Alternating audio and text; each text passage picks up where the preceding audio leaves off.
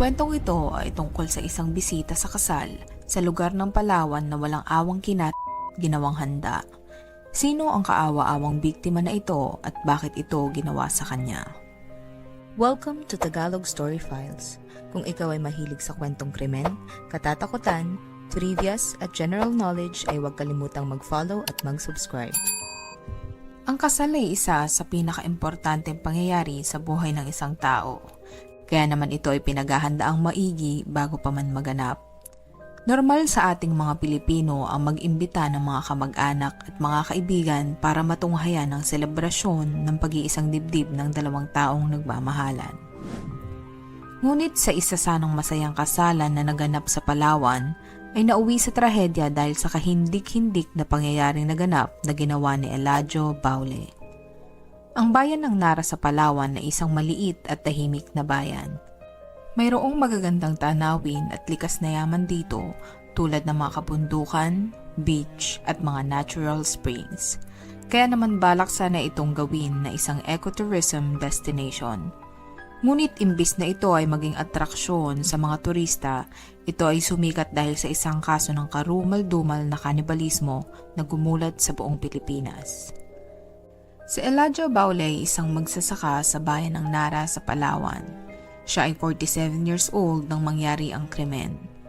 Noong araw na nangyari ang krimen ay kasal ng kanyang anak na babae. Tradisyon na sa lugar ng Palawan ang sayawan sa gabi bago ang kasal kinabukasan. Hindi rin mawawala ang inuman kapag nagkaroon ng sayawan kaya't hindi may iwasan ang may malasing sa selebrasyon. Noong July 14, 2004, habang umiinom ang mga bisita, isang lalaki ang natumba sa sobrang kalasingan. Siya ay kinilalang si Benji Ganay, 25 years old, pinsan ni Eladio Baule. Sa kanyang pagkatumba ay nahawakan niya ang ng babaeng ikakasal na anak ni Eladio. Hindi malaman kung ang pagkakahawak ba sa ng bride ay sinadya o aksidente lamang. Ngunit dahil sa pangyayaring ito ay naganap ang krimen na hindi inaasahan. Gawa ng sobrang galit na naramdaman ni Eladio dahil tila nabastos ang kanyang anak na ikakasal sa nangyari, ay tinawag niya ang kanyang anak na lalaki. Ang kanyang anak na lalaki ay kinilalang si Gerald Baule. Siya ay 21 years old noong panahong iyon. Tinawag rin niya ang kanyang mga kaibigan na sina Sanctuary Peke at Junie Buyot na parehas 36 years old noong mga panahon na iyon. Silang magkakaibigan ay lango sa alak dahil sa dami ng kanilang nainom. Nag-usap-usap silang magkakaibigan at inaya nila si Benji na sumakay sa tricycle para kumprontahin sa nangyaring panghihipo.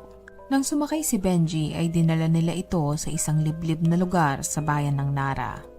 Nang madala nila ito sa isang liblib na lugar ay nagkaroon sila ng komosyon na naging dahilan para pagsasaksakin nila si Benji.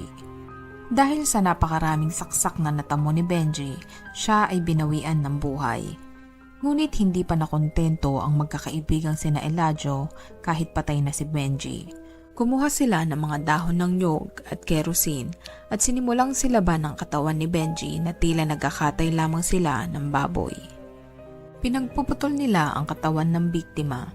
Kinuha nila ang mga laman nito at lamang loob at saka iniluto.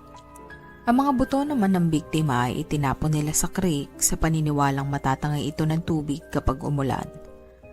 Matapos nilang maluto ang pira-pirasong katawan ng biktima ay dinala nila ito sa resepsyon. Inihain nila ang lutong katawan ng biktima sa mga bisita na pumunta sa kasalan. Ang mga pumatay ay nag-uwi pa ng ilang pirasong laman ng katawan ng biktima nila.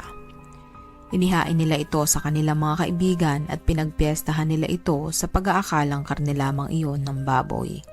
Ngunit ang hindi nila alam ay laman na pala ito ng isang tao. Makalipas ang ilang araw ay hindi na matiis ng kaibigan na Eladio ang pag-uusig sa kanya ng kanyang konsensya.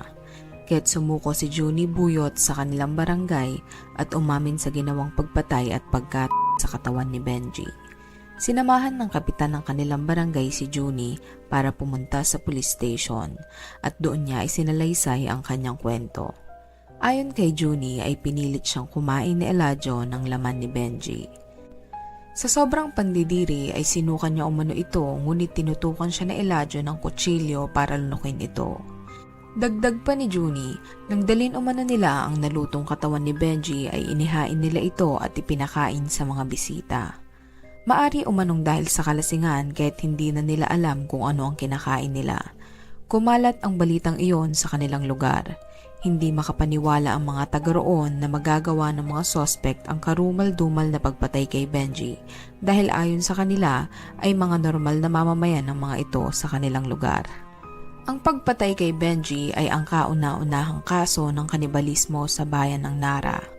Malaking palaisipan pa rin sa mga pulis ang nangyaring pagpatay kay Benji. Tila hindi sila makapaniwala na dahil lamang sa maliit na bagay at hindi pagkakaintindihan ay nauwi sa trahedya. Inireklamo ng tourism officer ng Nara na si Reynaldo de la Rosa ang nangyaring krimen sa bayan na ito. Kumalat din ang balita mula sa media tungkol sa kanibalismo na naganap sa bayan. Ayon kay Reynaldo, hindi detalyado ang mga media reports na lumabas tungkol sa krimen na naganap. Nagmukha daw tuloy parte ng kanilang kultura ang kanibalismo. Naglabas din ng statement ang dating mayor ng Nara na si Lucena de Maala kung saan sinasabi na isolated case ang naganap na krimen at bukod doon ay wala ng iba pang kaso ng karahasan na naitala sa kanilang bayan. Ang naganap na krimen ay nagdulot ng mga haka-haka. Marami ang napatanong kung grupo ba sila ng kulto o kung meron pa ba silang ibang biktima. Matapos ang confession ni Junie sa krimen na naganap, ay hinuli ng mga otoridad ang mag-amang Eladio at Gerald Baule at sila ay kinulong. Sinusubukan din silang kuhanan ng litrato ng mga photographer subalit sila ay umiiwas at ayaw pakuhaan ng litrato ang kanilang mga muka. Binalaan din sila ng kanilang abogado na manatiling tahimik at huwag sumagot sa mga katanungan ng media. Ngunit nang siya ay tanungin ng isang press, sinabi ni Eladio na wala siyang alam sa sinasabi nila at masyado na raw malaki ang kahihiyan na sinapit nila. Ayon sa tourism officer ng Nara ay malaking epekto ang krimen na naganap sa kanilang lugar. Dagdag pa niya ay nagdurusa pa rin ang tourist resort ng Nara dahil dito.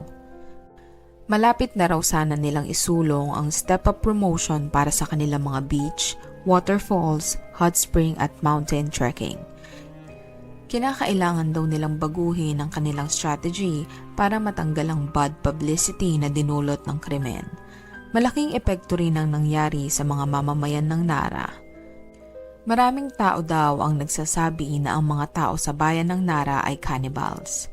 Ang mga ganitong pangyayari ay bihira at hindi sumasalamin sa kaligtasan ng isang lugar. Tandaan na ang kanibalismo ay isang immoral na gawain at pinagbabawal sa Pilipinas.